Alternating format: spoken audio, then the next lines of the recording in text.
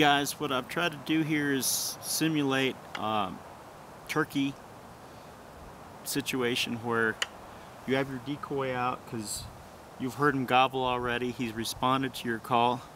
Set up your decoy real quick. It's a hen. Usually that decoy in real life is going to be further away, maybe in a meadow, in an open area that he's going to be able to see it easy. You don't want that decoy camouflaged by trees or anything. You want to be hidden. So the more trees that are around me, the better. That way I can lift my gun when he goes behind a tree and he won't see that movement. Because I'm going to have to lift this weapon up to shoot. It's going to be in my lap ready to go like this. But get comfortable back against a tree, sitting on this nice dry pad under you. And usually what I do is I'll start off with the box call.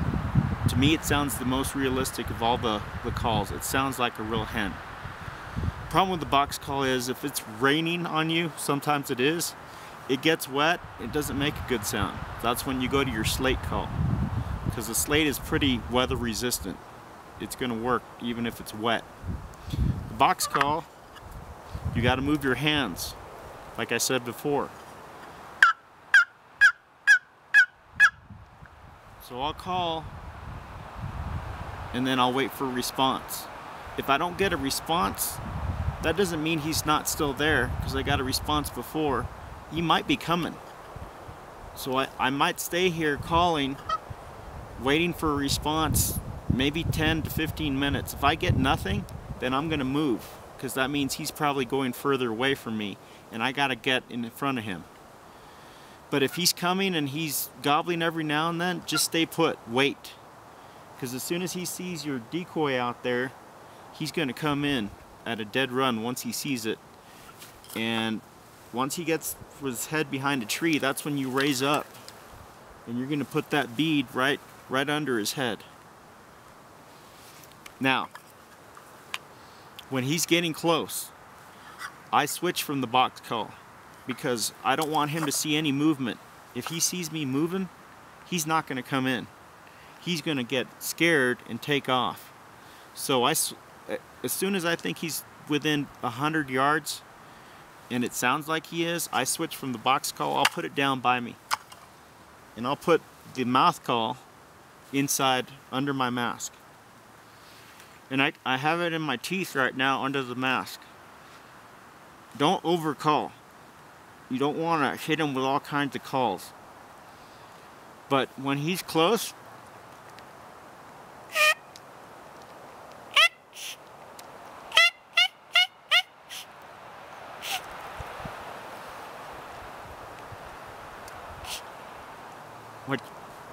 when he's close, you want to hit him with the mouth call. And the beauty of the mouth call is you're not moving anything. He can't see any movement with your mouth under the mask.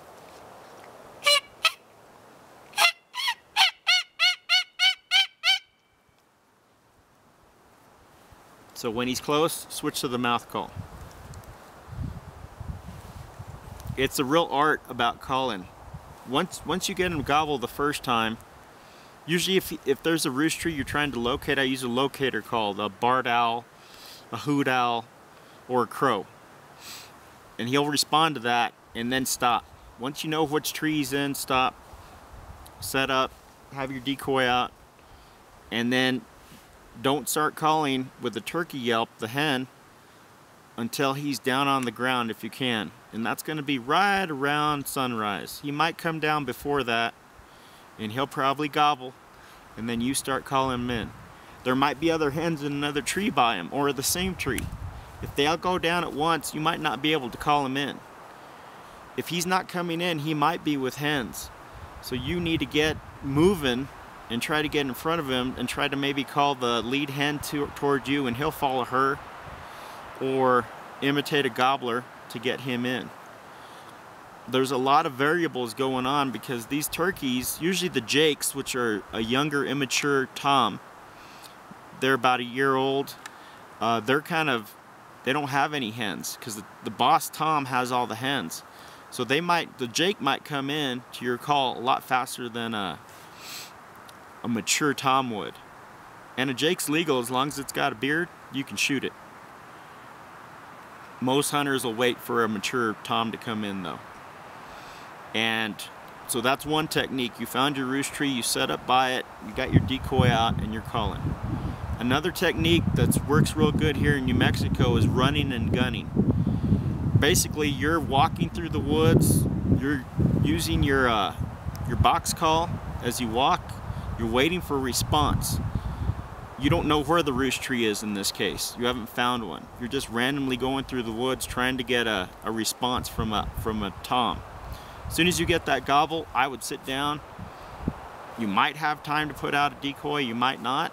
If he's close, I wouldn't put one out. If you think he's further away, he sounds like a canyon over, go ahead and put it out. And then just try to call him to you. And if he doesn't come in within the first 15 minutes, or you've stopped getting responses, move. In running and gunning, you're always moving. You're trying to get in front of that turkey, by the turkey. Sometimes there might be a log that keeps him away from you. You got to work around these obstacles. And there might be more than one tom out there too. There might be 2 or 3 toms in a group and a bunch of hens. And it gets trickier with the multiplying eyes. The more eyes that can see movement, can see you, it's harder. Okay? But those are 2 techniques, running and gunning, trying to go through the woods, not knowing where your roost tree is and calling, or you know where your roost tree is, you're there before dawn, you set up and you call them to you. Those are 2 techniques. And I'll tell you one thing, it's very, very, adrenaline is pumping through your veins when you see that turkey coming at you. You start to shake physically sometimes. It's fun. It's really fun, guys. So get out there and try it out.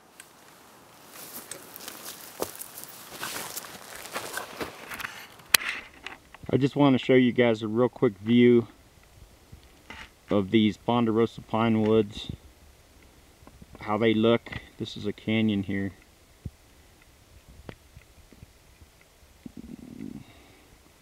This is in the National Forest in New Mexico. There's a Ponderosa pine right there, right in view.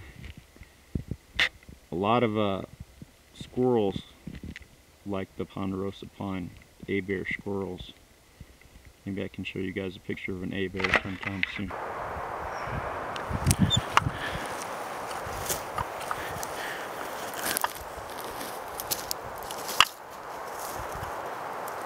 One of the pet peeves of spontaneous sportsmen is when people leave trash in the woods. If you're hiking, biking, camping, hunting, fishing, or using the woods for any reason, please do not leave trash in the woods. Anytime I see trash in the woods, I try to pick it up. Okay? I'll show you what I'm talking about.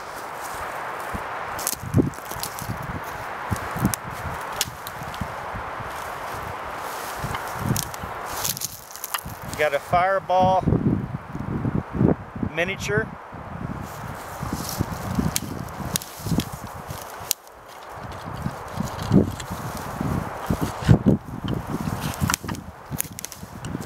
A couple of Bud Light cans. They were good enough to crush them. They just didn't take them home. So every time I see trash, I get mad.